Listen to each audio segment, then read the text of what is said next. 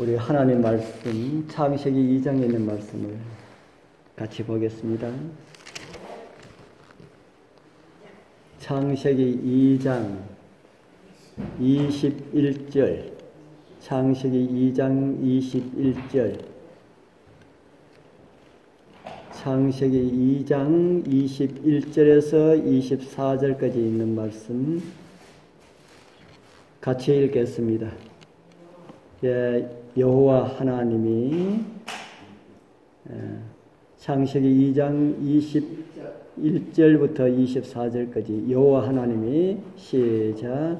여호와 하나님이 아담을 깊이 잠들게 하시니 잠들매 그가 그 갈빗대 하나를 취하고 살로 대신 채우시고 여호와 하나님이 아담에게서 취하신 그 갈빗대로 여자를 만드시고 그를 아담에게로 이끌어 오시니 아담이 가로되 이는 내 뼈 중에 뼈요 살 중에 살이라 이것을 남자에게서 취하였은즉 여자라 칭하리라 하니라. 이러므로 남자가 부모를 떠나 그 아내와 연합하여 둘이 한 몸을 이룰지로다. 아멘. 잘 지내셨습니까? 오늘은 제가 남자가 죽음으로 태어난 여자라는 이런 제목으로 말씀을 준비했습니다.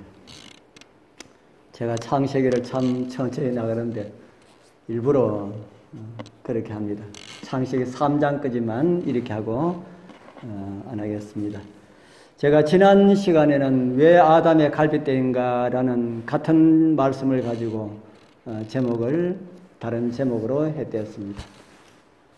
창조주일에 좋았더라라는 말씀 몇 번 하셨다 그랬습니까? 6번. 하지 않은 날 몇째 날 하지 않으셨지요? 둘째 날. 둘째 날.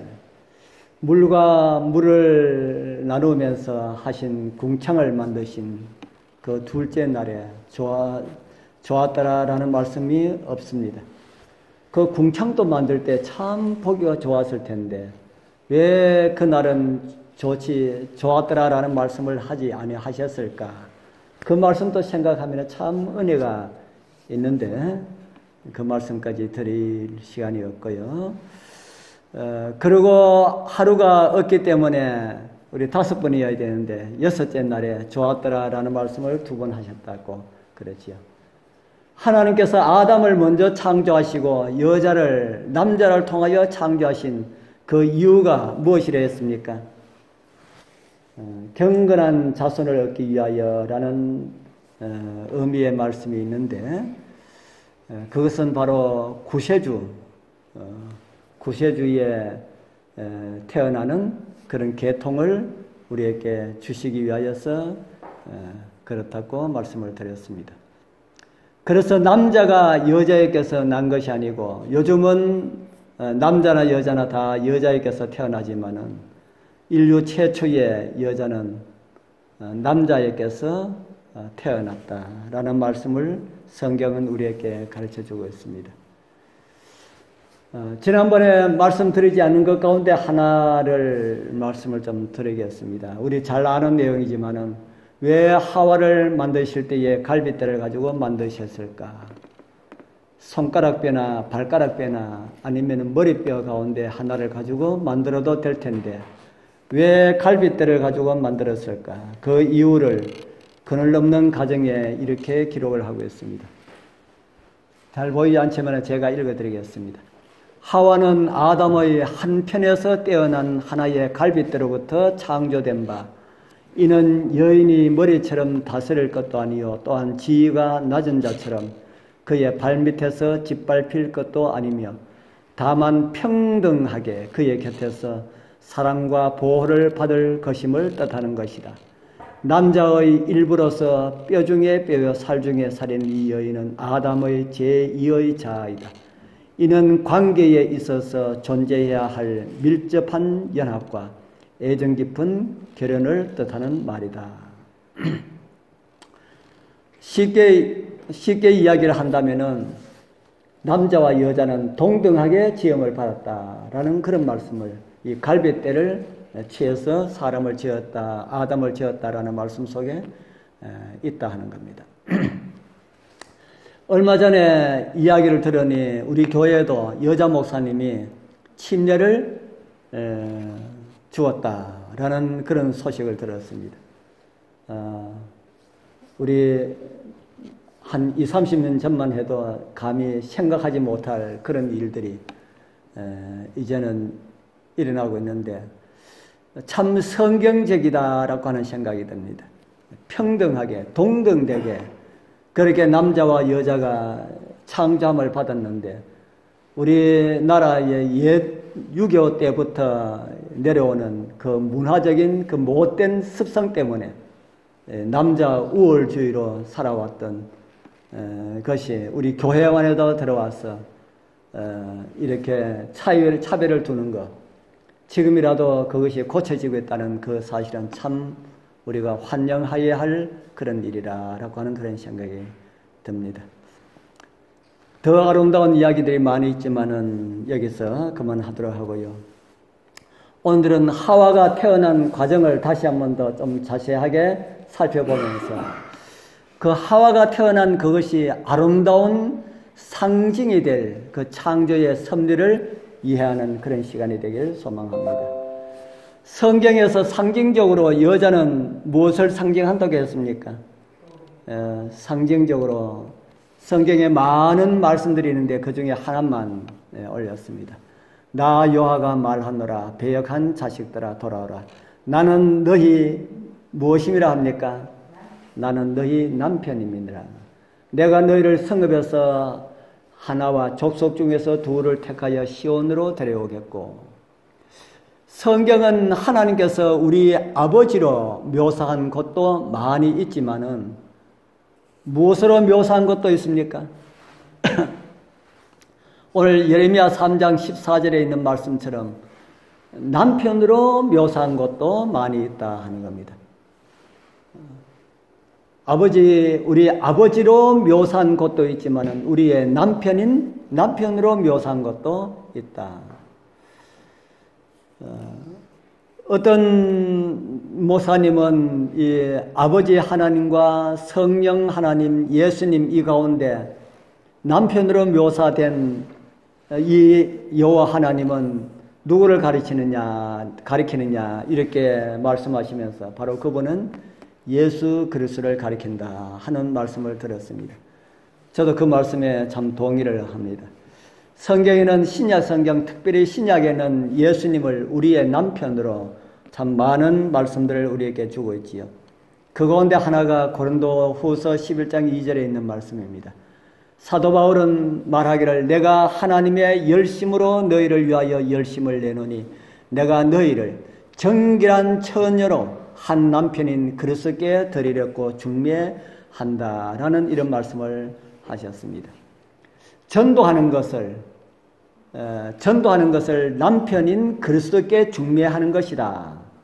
이렇게 말을 하고 있습니다. 그렇기 때문에 그리스도 교회의 남편은 그리스도이시고 그 안에는 교회이다. 그렇게 우리가 이해를 할 수가 있습니다. 이제 이렇게 생각하면서 하와의 창조 과정을 우리 머릿속으로 한번 그려보겠습니다. 남편은 예수님이시고 교회는 여자는 교회이다. 이렇게 생각하면서요. 여섯째 날, 오늘날로 말하면은 무슨 요일입니까? 여섯째 날로 하면은 오늘날로 말하면 요일로 말하면은 무슨 요일요? 금요일. 금요일 오후 아마도 3시 정도가 되었을 것입니다. 그때 하나님께서 아담을 잠재우셨습니다. 그리고 옆구리를 여셨습니다. 뭐 하려고 옆구리를 여셨습니까? 대수술 하셨습니다. 사람을 다 만드시고 난 다음에 옆구리를 연다는 것은 대수술 하셨죠. 대수술 하시고 그 옆구리를 열고 거기서 무엇을 하나 끄집어냈습니까? 갈빗대를 하나 끄집어내는 아주 거대한 그런 수술을 하셨습니다. 옆구리 째고 갈빗대를 끄집어내면은 거기서 뭐가 나올까요? 피 나올까요? 옆구리를 째고 갈비뼈를 끄잡아내면 하나님께서 하셨다면은 피 없는 수술도 가능할 텐데 제 생각에는 하나님께서 피 없는 수술을 하지 아니하시고 피 있는 수술을 하지 아니하셨을까 그렇게 생각합니다. 그래서 옆구리를 째고 갈비뼈를 빼내고 거기서 물과 피가 흘러나왔을 것입니다. 그리고 그 갈비뼈로 누구를 창조하셨어요? 그 갈비뼈로 여자를 창조하셨습니다. 그와 똑같은 일이 신약 교회를 탄생시키기 위하여서 예수님께서 그 일을 하셨다 하는 것입니다. 예수님의 십자가와 관련된 기록이 사복음서에 고루고루 다 기록되어 있습니다. 십자가 첫날 저녁에 어떤 일이 있었습니까? 마태복음 26장 36절에 보면 이런 말씀이 있습니다. 이에 예수께서 제자들과 함께 겟세마네라 하는 곳에 이르러 제자들에게 이르시되 내가 저기 가서 기도할 동안에 너희는 여기 앉아 있으라 하시고 겟세마네 동산에서 예수님께서 기도하기 위하여서 따로 가셨지요. 그곳에서 어떤 기도하셨습니까? 겟세마네 동산에서 어떤 기도를 예수님께서 하셨습니까? 기도의 구체적인 내용이 성경에 기록되어 있지요. 예수님의 기도가 구체적으로 기록된 내용이 성경에 그렇게 많지 않습니다. 요한복음 17장에 기록되어 있고 마태복음 26장에 기록되어 있습니다. 여기에는 예수님께서 어떤 기도를 하셨다 그랬습니까? 아버지여 아버지여 할만 하시거든 이 잔을 내게서 지나가게 하옵소서. 그러나 어떻게 했어요? 그러나 나의 원대로 마옵시고 아버지의 원대로 되기를 원합니다. 이런 기도를 그날 저녁에 드리셨습니다. 예수님께서 그 겟세마네 동산으로 나아가실 때 그때 어떤 마음으로 나아가셨습니까? 그때 예수님께서 겟세마네 동산으로 나아가실 때 그때 이미 예수님은 십자가에 자기를 주기 위하여서 나가셨습니다. 주기 위하여서 나가셨는데도 그의 인성이 예수님 아버지됨을 다 비워버리시고 오셨던 그 인성이 겟세마네 동산에서 무릎을 꿇을 때에 그 인성이 떨렸다 하는 겁니다. 그래서 우리 시대소명에 보면 그런 말씀 아주 자세하게 기록되어 있지요. 그래서 아버지여 아버지여 할만 하시거든 이 잔을 내게서 지나가게 하옵소서. 싫다는 말입니다. 예수님의 인성은 십자가 싫습니다 하는 겁니다. 그렇기 때문에 십자가 지지 않고 내가 이렇게 하지 않고 내가 죽지 않고 할 수가 없습니까? 그러나 나의 원대로 마옵시고 아버지의 원대로 되기를 원합니다. 신약 교회를 탄생시키기 위하여서는 예수께서 그 길을 가야 했다 하는 겁니다. 그리고 예수님께서 그날 저녁에 기도를 다 마치시고 난 다음에 좀 주무셨습니까? 겟세마네 동산에서 기도를 다 마치시고 난 다음에 예수님께서 기도하시고 난 다음에 한 시간이나 한 2시간 좀 편히 푹 그렇게 쉬셨다라는 말씀 성경에 있습니까? 없습니까? 성경이 없어요. 그날 초저녁에 가시는지 언제 가시는지 우리 마가의 다락방에 있다가 제자들과 함께 겟세마네 동산으로 가셔서 기도하시고 기도하신 것을 10분 하시는지 30분 하셨는지 1시간 하셨는지 2시간 하셨는지 그 기록이 없습니다. 제자들이 돌아올 때마다 잤다라는 이런 기록을 보면은 그래도 좀 많은 시간을 기도하지 않았을까 생각하는데 그 기도 마치자마자 예수님께서 겟세마네 동산에서 기도를 마치자마자 어떻게 되셨습니까? 기도를 마치자마자 유대 관원들에게 잡혀가지고 어디로 끌려갔습니까? 대제사장 가야바의 집으로 끌려갔습니다. 그리고 그곳에서 재판을 받으시고 재판 미결된 상태에서 또 다른 대제사장인 안나스의 집으로 또 끌려가셨습니다. 그래서 이리저리 끌려가시고 그렇게 재판을 받으시고 난 다음에 다시 헤롯에게 끌려가셨습니다. 그리고 헤롯에게 재판을 받으시고 다시 빌라도에게 끌려가셨습니다.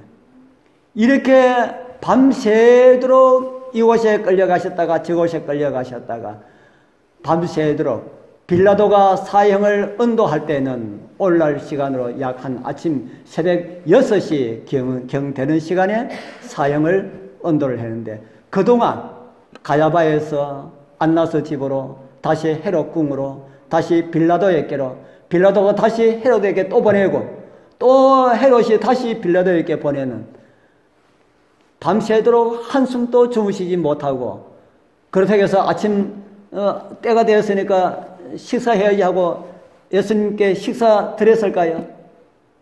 식사도 드리지 않았을 것입니다. 그래서 밤새도록 그렇게 고문을 당하고 그렇게 새벽에 그렇게 되었습니다. 왜 유대인들이 자기들이 예수를 죽일 수도 있었는데 왜 그렇게 하지 않았을까요? 그러면서 빌라도에게 이야기하기를 우리는 사람을 죽일 권위 없나이다 그렇게 했습니다. 유대인들이 진짜 못 죽였습니까? 유대인들이 죽인 사람이 없습니까? 자기들 필요하면 언제든지 죽였습니다. 언제든지 죽였어요. 돌로 쳐가지고 누구를 죽였습니까? 스데반을 죽이지 않았습니까? 자기들 필요하면 언제든지 그렇게 죽였는데 예수님을 처형할 때는 빌라도에게 말하기를 자기들이 죽이는 이런 법이 없습니다.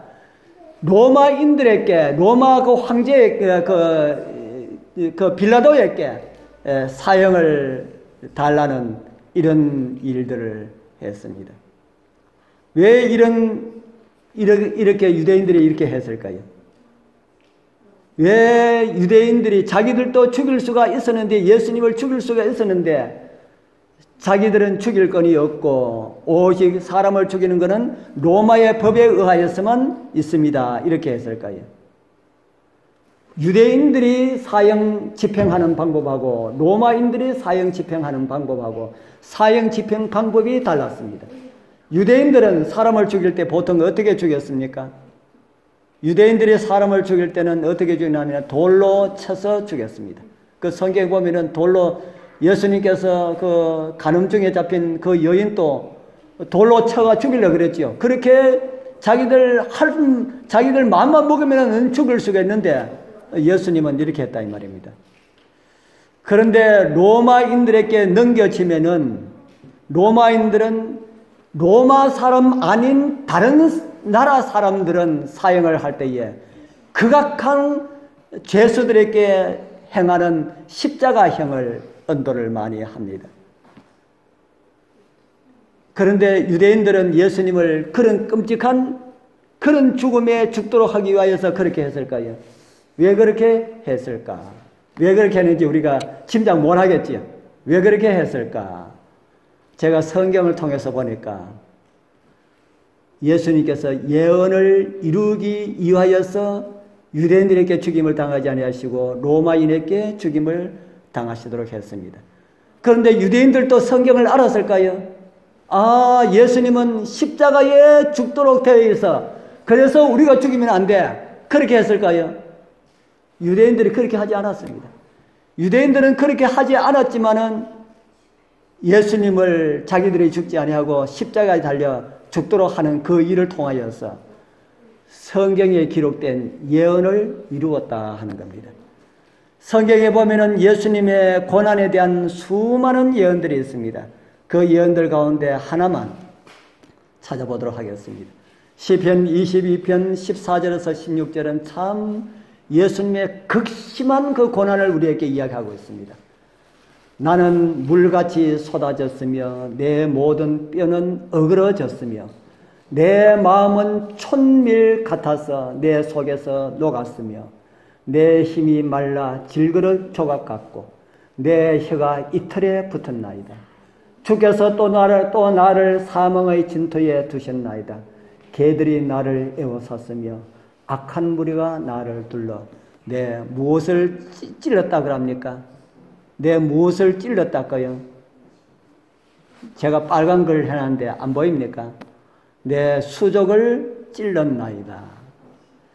여기에 정말 시편 22편 여기에 기록된 이 말씀들은 조용히 묵상하면서 한 절 한 절, 말, 단어, 용어 하나하나 깊이 생각하면서 읽으면은 우리 입으로 감히 이야기 밖으로 우리가 읽을 수가 없는, 그냥 양심을 가지고 읽을 수가 없는 그런 말씀들입니다. 다 한 절 한 절 정말 깊은 말씀을, 감동을 주는데, 그 중에 마지막 절에 보면은 수족을 찔렀나이다 그렇게 말합니다. 수족이 뭘 가지고 수족이라고 합니까? 수족, 손하고 발하고, 수족, 손하고 발하고. 시편 기자는 시편 22편에서 다윗은 예수님의 고난을 말씀하시면서 예수님께서 손과 발이 찔려서 돌아가시게 될 것을 여기에 예언하고 있다 이 말입니다. 그런데 예수님께서 돌에 맞아 죽으면 이 예언 이룰 수 있습니까? 없습니까? 안 되잖아요. 그래서 유대인들 이미 예수님께서 그것을 다 보시고 시편 기자를 통하여서 이런 예언을 하도록 하셨다 하는 겁니다. 그래서 시편 기자는 유대인이지만은 예수님께서 돌아가실 때는 로마인의 사형 방법에 의하여서 돌아가시게 될 것이다 하는 사실을 다윗은 그때 알았습니다. 그러나 안나서는 자기의 법대로 사람을 죽이지 못한다고 그렇게 함으로 빌라도를 통해서 그렇게 죽이라고 해서 그렇게 되었지요. 이제 밤중에 이리저리 끌려다니다가 재판을 받으시는 우리 주님께서 최종적으로 빌라도의 법정에 서게 되었습니다. 그 내용을 요한복음 19장 14절 이렇게 기록되어 있습니다. 이날은 유월절의 예비일이요 때는 제6시라. 빌라도가 유대인들에게 이르되 보라 너희 왕이로다. 밤새 예수님을 죽이기 위하여서 노력한 그 제사장들에 의하여서 재판장에 앉은 빌라도의 모습을 우리에게 보여주고 있습니다. 그리고 십자가에 못 박히는 그 모습은 요한이 아닌 마가의 기록을 통하여서 우리에게 또 이렇게 보여줍니다. 때가 제3시가 되어서 십자가에 못 박히니라. 요한복음에는 때가 제6시라 그러고 마가는 때가 제3시라 이렇게 했지요. 성경을 보고 이렇게 헷갈리시는 분들이 있습니다. 요한은 로마 시간으로 기록을 했고요. 다시 말해가지고 우리 시간으로 기록을 했고요. 마가는 유대인 시간으로 기록을 했습니다. 그래서 유대인 시간 시간 여기에서 3시에서 6을 더하면은 오늘 우리 시간이 됩니다. 그래서 6월절 전 예비일에 제6시에 빌라도가 유대인들에게 이르되 재판을 하면서 십자가형을 언도를 하고 몇 시간 있다가 십자가에 못 박게 했습니까? 제3시는 거기에 6을 더하면은 몇 시가 됩니까? 9시 되지요. 새벽 6시에 십자가 언도를 하고 9시에 십자가 달리는 그 전 3시간 동안 뭘 하셨겠습니까? 3시간 동안 뭘 하셨어요? 3시간 동안 채찍 맞고 고문당하고 가시 씌우고 갈대를 가지고 치고 하는 이런 일들 성경에 짧게 기록되어 있지만은 그 일들이 3시간 동안 이루어졌습니다. 그래서 채찍 맞고 그리고 십자가를 지고 골고다로 올라가는 그런 시간까지 다 포함이 됩니다. 그리고 골고다로 올라가서 오늘 우리 시간 9시에 오전 9시에 예수님께서 십자가에 달리셨습니다. 그 내용을 마태복음 27장에는 또 이렇게 기록을 하고 있습니다. 제6시로부터 온 땅에 어둠이 임하여 제9시까지 계속하더니 제6시 같으면은 우리로 하면은 몇 시입니까? 아까 제가 얼마 더하면 된다 그랬습니까? 6을 더하면 된다 그랬지요. 그러면은 제6시는 6시에 6을 더하면은 몇 시가 됩니까? 12시, 난 12시. 제6시로부터 난 12시가 될 때에 온 땅에 어둠이 임하여서 9시까지 계속되더니 9시는 6을 더하면은 몇 시가 됩니까? 15시. 15시 하면은 몇 시, 오후 몇 시가 됩니까? 오후 3시. 난 12시부터 오후 3시까지 깜깜하게 천지가 어두워지고 3시쯤에 예수께서 크게 소리질러 가라사대 엘리 엘리 라바 사왔다니 하시니 곧 나의 하나님 어찌하여 나를 버리셨나이까 하는 뜻이라. 그래서 예수님께서 오후 3시에 운명하셨다 하는 겁니다. 그리고 예수님 십자가에 돌아가신 다음에 오순절날 성경이 말하는 또 다른 여인 신약교회가 출발하는 그런 과정을 성경에서 우리는 알고 있습니다. 이런 것들을 언제 예언하셨다고요? 이런 것들을 인류 역사상 가장 먼저 한 예언의 구속과 관련된 예언을 주시고 난 다음에 십자가와 관련된 그런 예언을 우리에게 주셨다 하는 겁니다. 그렇기 때문에 아담을 깊이 잠들게 하는 그것이 무엇에 대한 상징이랄까요? 아담을 깊이 잠들게 하고 거기서 갈빗대를 하나 뽑은 이것이 무엇에 대한 상징이랄까요? 예수님의 십자가에 대한 상징이다. 아담이 하와를 태어나기 위하여서 깊이 잠들고 갈빗대 하나 뽑은 것이 예수님께서 신약 교회를 탄생시키기 위한 예수님의 십자가에 대한 상징이다. 그렇게 우리는 이해를 할 수가 있습니다. 우리 모두는 아담의 갈빗대의 상함으로 만들어진 그런 여자들입니다. 우리 모두는. 사도 바울은 이런 아름다운 진리를 이렇게 우리에게 소개하고 있습니다. 로마서 5장 31절에서 33절 요거는 같이 한번 읽어보겠습니다. 마지막으로 이러므로 시작. 이러므로 사람이 부모를 떠나 그 아내와 합하여 그 둘이 한 육체가 될지니 이 비밀이 크도다. 내가 그리스도와 교회에 대하여 말하노라. 예, 됐습니다. 예. 부모를 떠나서 아내와 한 육체가 되는 거, 이거 그냥 부부 사이에만 관계되는 것으로 기록하지 않았다고 말하지 않습니까? 누구에 대한 것을 지금 사도 바울은 이야기하겠다고 그럽니까? 누구에 대한 건요?